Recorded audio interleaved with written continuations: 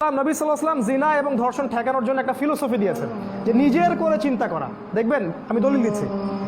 একটা ছেলে এসেছিল না, এসে বলেছিল যে আমি জিনা করতে চাই ইয়া রাসূলুল্লাহ, আমি ইসলামের সব মানতে রাজি আছি, বাট আমাকে জিনার অনুমতি দেন। নবীজি কি বলেছেন? তার উপর রাগ হন নাই।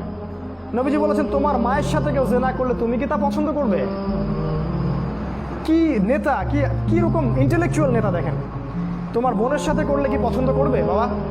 তোমার ফুফুর সাথে, তোমার খালার সাথে, তোমার মেয়ের সাথে। ছেলেটার ভিতরটা কিন্তু একদম মানে আবেগে সে আর আপ্লুত হয়ে থাকতে পারলো না, ঝরঝর করে কাঁদতে থাকবে। ইয়া রাসূলুল্লাহ, আমি তো এটা কখনো পছন্দ করবো না।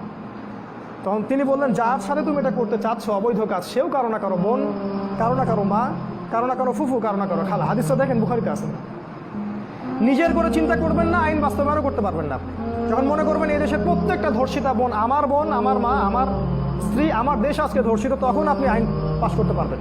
আর পাশ করলেই হয় না, এটার সঠিক বাস্তবায়ন থাকতে হয়। একটা কথা আছে না, স্বাধীনতা অর্জন হচ্ছে রক্ষা করা কঠিন। আইন পাশ করলেই সব হয় না, এটা বাস্তবায়ন করার মতো সেই ঈমান তাকওয়াবান জনসমষ্টি গড়ে তুলতে হবে। আরেকটা বিষয় হলো যে জনগণ যখন খারাপ হয় তখন শাসকদেরও করার কিছু থাকে না। সমস্যাটা শুধু শাসক বর্গের মধ্যে নেই, এটা আমাদের সমস্যা। আমাদের নবীজি যখন হুদুদ কেসাসগুলো কায়েম করেছেন, তার আগে সাহাবীদেরকে তৈরি করেছিলেন।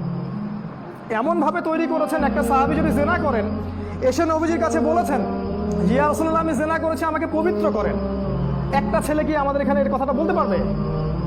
কারণ এই তাকওয়া আমরা তাকে ট্রেন্ড আপ করিনি।